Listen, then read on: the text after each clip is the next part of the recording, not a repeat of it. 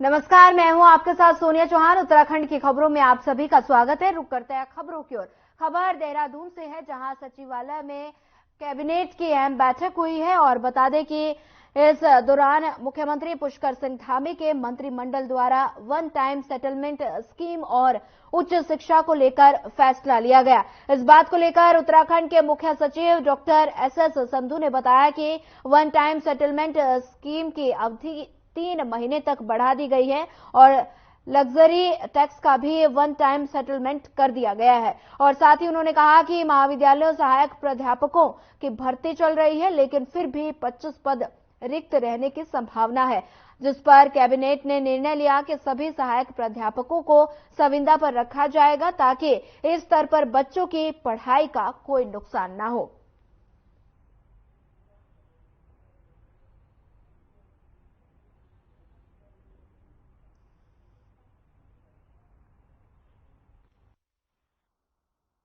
अभी one time settlement scheme 2023-24 चल रही थी, तो उसमें एक तो समय बढ़ाया गया है 3 माह का, और उसमें लग्जरी टैक्स छूट गया था जिसकी सेटलमेंट नहीं हो रही थी।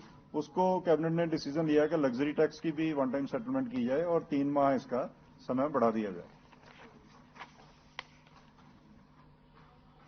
अगला मद उच्च शिक्षा विभाग का था।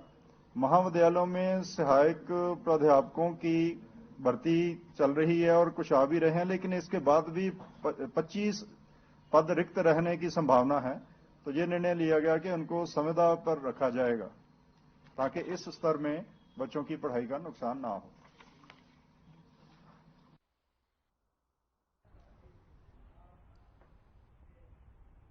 भारत संकल्प यात्रा का आयोजन बता दें टनकपुर तुलसीराम चौराहे पर हुआ और इस दौरान मुख्य अतिथि विधायक प्रतिनिधि दीपक रजवार द्वारा विकसित भारत संकल्प यात्रा के तहत मोदी सरकार की गारंटियों और जल कल्याणकारी योजनाओं के बारे में जानकारी दी गई।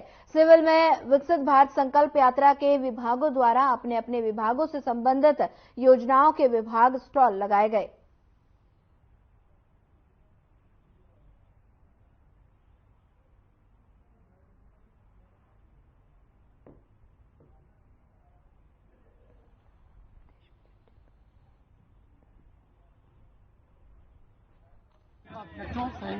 टनकपुर हमारे जो फल खोखा ठेला पटरी वाले हैं उनको बहुत लाभ था इस योजना में, उसका बहुत फायदा मिला है।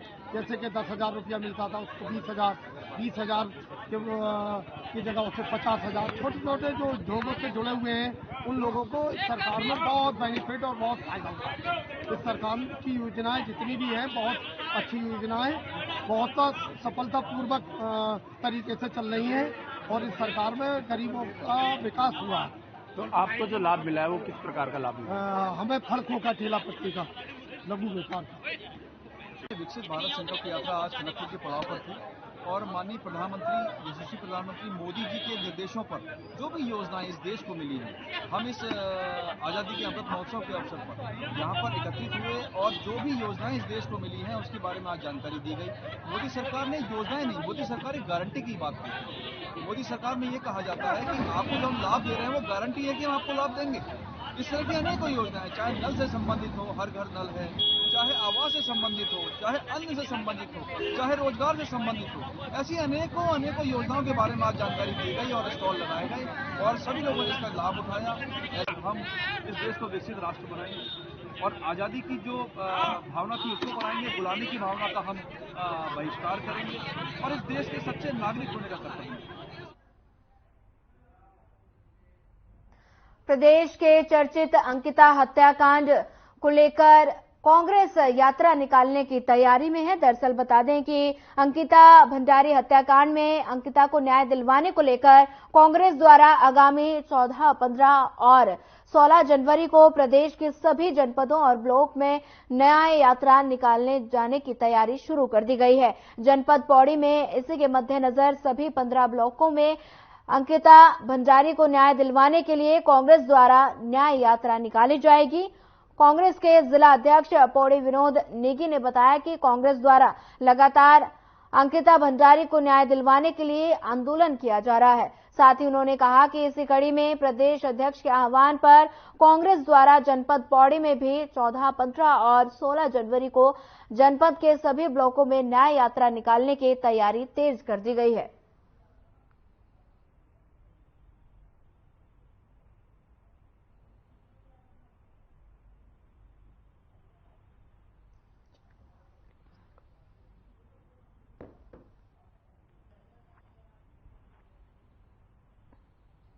यह यात्रा 6,700 किलोमीटर लंबी है और इस यात्रा की तर्ज पर हमारे जो प्रदेश अध्यक्ष हैं आदरणीय करण महाराज जी, तो उनके द्वारा हमें निर्देशित किया गया है कि पूरे जिलों में जो है, उत्तराखंड के सारे जिलों में जो है 14, 15 और 16 को न्याय यात्रा निकाली जाएगी और वो जो है न्याय यात्रा अंकिता भंडारी के रूप में निकाली जाएगी। इस सरकार से पूछा जाएगा कि अंकिता के दोषियों को आप कब तक संरक्षण देते रहेंगे। आपने कुछ दिन पहले एक नेशनल क्राइम ब्रांच की जो ब्यूरो की रिपोर्ट थी, उसमें देखा होगा कि उत्तराखंड 9 हिमालयी राज्यों में एक ऐसा राज्य है जिसमें 907 बलात्कार के मामले हुए हैं, जो कि एक चौंकाने वाला सर्वे है। और दूसरा आपने देखा होगा कि 778 मामले यहाँ पर अपहरण के आए हैं। तो हम लोग, भाजपा सरकार जो हमेशा कहती है कि बेटी बचाओ बेटी पढ़ाओ, आज भाजपा की इस सरकार में, इस राज्य में बेटियां क्यों सुरक्षित नहीं है, हम सरकार से पूछना चाहते हैं। अपहरण के इतने मामले यहाँ पर हुए हैं, उस पर सरकार क्यों गंभीर नहीं है, क्यों चुप्पी साधे हुए है। दूसरा, हम लोग जी के साथ जूम मीटिंग के माध्यम से हमारी बैठक हुई थी। प्रदेश के सभी सांगठनिक जिले हैं, उनके अध्यक्षों की मौजूदगी थी और उसमें ये तय किया गया कि के पिता के द्वारा जिला मजिस्ट्रेट महोदय को एक पत्र दिया गया, जिसमें उन्होंने भाजपा के पिता के द्वारा कोई नाम दिया गया है। इसका मतलब कि कुछ न कुछ साक्ष्य इससे मिलते जुलते निश्चित होंगे। खबर देहरादून से है, जहां भू कानून समिति की बैठक हुई है। आपको बता दें कि बैठक में कई अहम मुद्दों पर चर्चा की गई। दरअसल उत्तराखंड के हिमाचल प्रदेश की तर्ज पर सख्त कानून, भू कानून की मांग को लेकर राजधानी देहरादून के शाहिद स्मारक पर भू कानून समन्वय संघर्ष समिति की तरफ से बैठक की गई। बैठक के दौरान भू कानून समन्वय संघर्ष समिति के समन्वयक मोहित डिमरे संग सभी वरिष्ठ कार्यकर्ताओं ने प्रतिभाग कर देवभूमि उत्तराखंड में सख्त भू कानून की मांग पर विचार मंथन किया। और इसी बीच समिति के संयोजक मोहित डिमरे ने कहा कि बैठक में निर्णय लिया गया, बागेश्वर में उत्तरनई मेले के दौरान समिति के सभी लोग अपने स्थायी निवास प्रणाम पत्र सरयू नदी में बहाएंगे और 28 जनवरी को हल्द्वानी में महरोली भी होगी और महारैली भी होगी। साथ ही उन्होंने कहा कि हम उत्तराखंड राज्य आंदोलन के शहीद और महान विभूतियों के गांव जाएंगे और वहां की मिट्टी लेकर शहीद स्मारक में आएंगे।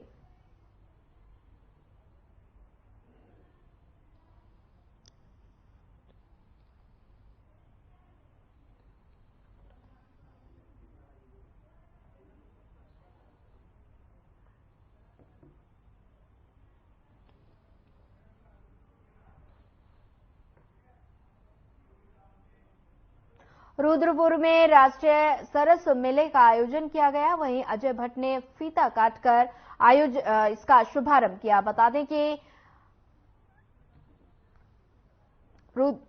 दें कि रुद्रपुर में प्रशासन द्वारा आयोजित 9 दिन के सरस मेले का केंद्रीय रक्षा और पर्यटन राज्य मंत्री अजय भट्ट ने फीता काटकर इसका शुभारंभ किया। 9 दिनों तक चलने वाले सरस मेले में जिले के कई राज्यों से भी कई महिला सहायता समूहों ने अपने स्टॉल लगाए, जिसमें महिलाओं ने अपने समूह द्वारा निर्मित उत्पादों की प्रदर्शनी लगाई। वहीं मेले में मुख्य आकर्षण हर शाम को मंच पर होने वाले उत्तराखंड की संस्कृति से संबंधित सांस्कृतिक कार्यक्रम होंगे और जिनमें कई लोक गायक, कई लोक नृत्य और कई मशहूर गायक अपनी प्रस्तुति देंगे।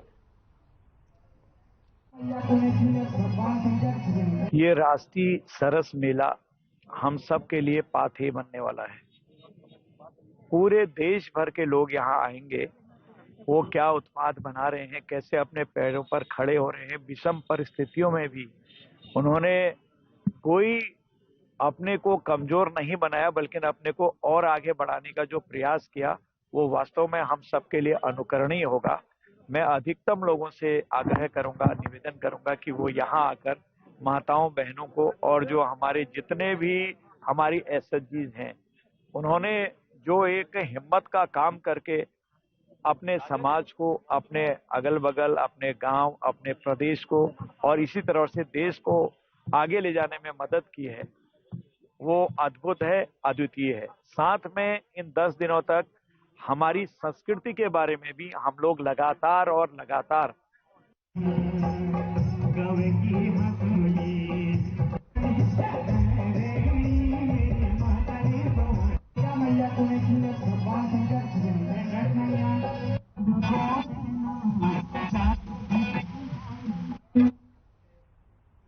खबर रुद्रपुर से है, जहां पर रुद्रपुर में 2 दिवसीय उत्तरायणी महोत्सव का आयोजन किया गया, जिसमें बता दें कि हर साल की तरह रुद्रपुर में इस साल भी उत्तरायणी महोत्सव का 2 दिवसीय आयोजन 13 और 14 जनवरी को रुद्रपुर के शैल भवन में ग्राउंड में किया जाना निर्धारित हुआ है। और शैल परिषद के अध्यक्ष एडवोकेट दिवाकर पांडे ने बताया कि इस बार भी कार्यक्रम अपनी भव्यता के लिए होगा और रुद्रपुर और उसके आसपास के क्षेत्रों में भी करीब 50,000 से ऊपर पर्वतीय समाज के लोग रहते हैं। और इस 2 दिवसीय समारोह में 13 तारीख को सुविख्यात कलाकार समेत अन्य कलाकारों द्वारा पर्वतीय सांस्कृतिक पर आधारित मनमोहक कार्यक्रम प्रस्तुत किए जाएंगे। वहीं 14 जनवरी को कई विद्यालयों के बच्चों द्वारा पर्वतीय संस्कृति से ओतप्रोत मनमोहक कार्यक्रम और छोलिया नृत्य और उत्तराखंड की संस्कृति को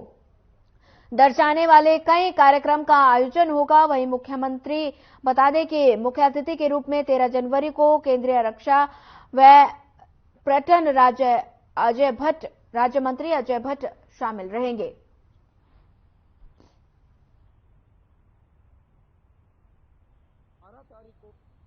दिन शुक्रवार भूमि पूजन होगा, स्थल पूजन होगा वेदाचार्यों द्वारा, और 13 तारीख को विभिन्न सांस्कृतिक दलों के द्वारा अपनी प्रस्तुति दी जाएगी, जिसमें छोलिया, चांचड़ी, छपेली, न्योली और छोलिया दल एक विशेष प्रस्तुति देगा। और 14 तारीख को विशेष रूप से नीति माणा का एक सांस्कृतिक दल आ रहा है, जो प्रथम गांव से आ रहा है।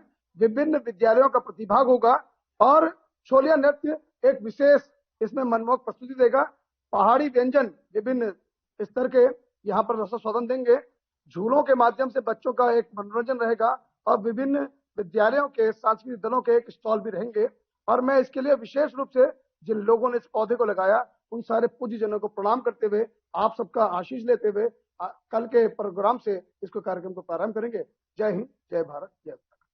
12 तारीख को दिन शुक्रवार भूमि पूजन होगा, स्थल पूजन होगा वेदाचार्यों द्वारा, और 13 तारीख को विभिन्न सांस्कृतिक दलों के द्वारा अपनी प्रस्तुति दी जाएगी, जिसमें छोलिया, चांचड़ी, छपेली, न्योली और छोलिया दल एक विशेष प्रस्तुति देगा। और 14 तारीख को विशेष रूप से नीति माणा का एक सांस्कृतिक दल आ रहा है।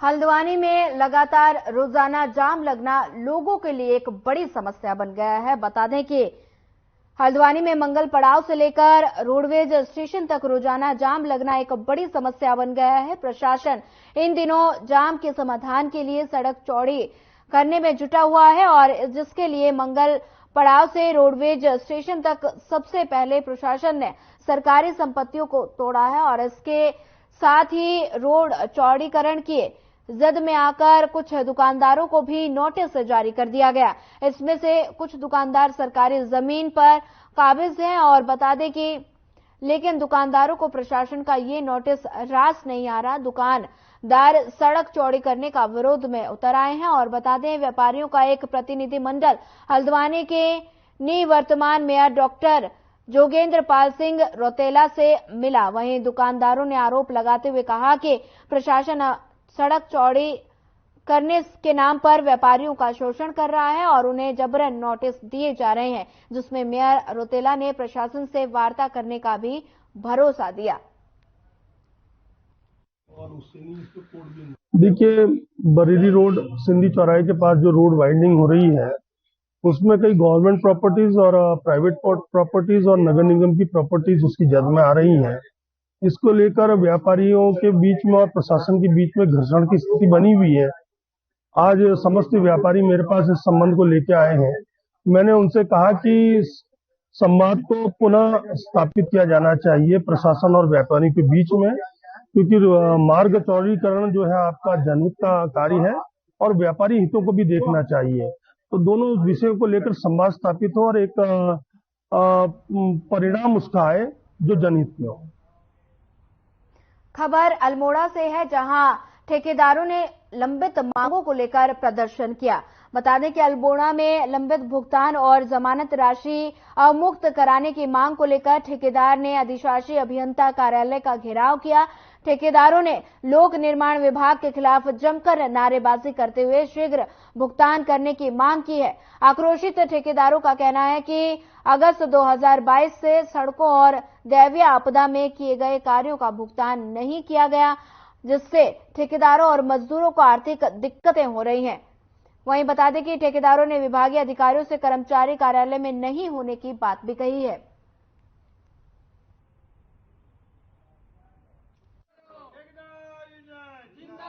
ठेकेदार द्वारा साल भर 8 महीना से लगभग काम करे हो गया है, विभाग उसका भुगतान नहीं कर पा रहा है। कोई अधिकारी मौजूद नहीं है यहाँ पर। एक्शन साहब हमारे 1.5 महीने से लापता है, उनका कोई पता नहीं है, और जो अधिकारी और हैं वो लोग भी नहीं आ रहे हैं, और कागज बनने में परेशानी हो रही है। और त्योहार का टाइम है और ठेकेदार यहाँ का ठेकेदार छोटा ठेकेदार है, परेशान हो रहा है, लेबर पीछे पड़ रही है उसके, और काम लगभग बंद हो चुके हैं। अगर जल्दी इसका भुगतान नहीं हुआ तो फिर हम लोग धरना प्रदर्शन करेंगे, काम हम बंद करेंगे, और बहुत परेशानी का सामना करना पड़ा है।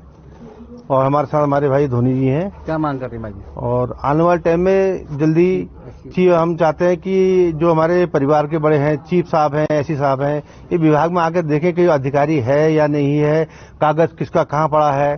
कोई कागज में दिया विभाग में तो मिलता नहीं है, और भुगतान हो नहीं रहा है। परेशानी बहुत ज्यादा है, हर किस्म की परेशानी ठेकेदार को है, और ठेकेदार बहुत परेशान है।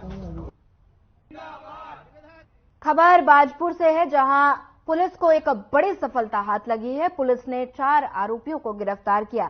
बता दें कि बाजपुर के ग्राम धनसारा में 106 किलो प्रतिबंधित गौमांस के साथ 4 आरोपियों को पुलिस ने हिरासत में लिया। आपको बता दें कि बाजपुर पुलिस ने 106 किलो प्रतिबंधित गौमांस के साथ 4 आरोपियों को गिरफ्तार किया। घटना की जानकारी देते हुए पुलिस क्षेत्राधिकारी भूपेंद्र सिंह भंडारी ने बताया कि मुखबिर से मिली सूचना के आधार पर ग्राम धनसारा में गौकशी की घटना को अंजाम दिया जा रहा था, और सूचना मिलते ही कोतवाली बाजपुर से पुलिस टीम मौके पर पहुंची, जहां 4 लोगों को गौकशी घटना को अंजाम दे रहे थे। ये कल दिनांक 10/1/2024 को समय 11:30 बजे रात्रि के लगभग मुखबिर द्वारा सूचना दी गई कि ये घनसारा गांव में कुछ गोकशी की घटना हो रही है। तो हमारे थाना बाजपुर से एक टीम वहां पर भेजी गई। तो वहां पर वास्तविक तौर पर वो गौकशी हुई थी, जिसमें 106 केजी गौ मांस प्रतिबंधित मांस जो है बरामद हुआ है, जिसमें 4 अभियुक्त जो है मौके से जो है गिरफ्तार हो गए हैं, जिनके खिलाफ जो है यहाँ थाना बाजपुर में एक अभियोग पंजीकृत कर दिया गया है, तथा मुलजिमों को जो है माननीय न्यायालय के समक्ष पेश किया जा रहा है।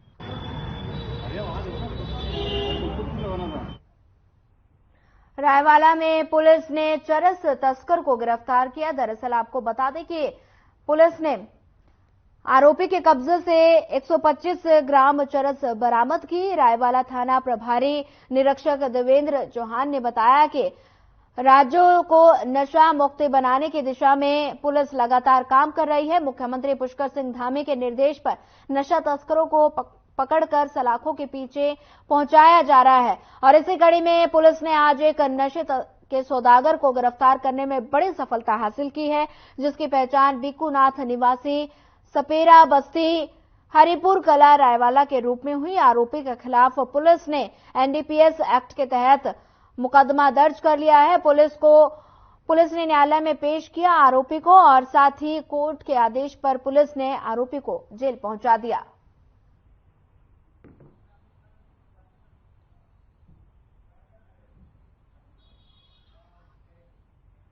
फिलहाल इस बुलेटिन में इतना ही। ज्यादा खबरों के लिए बनी रहिए हमारे साथ। नमस्कार।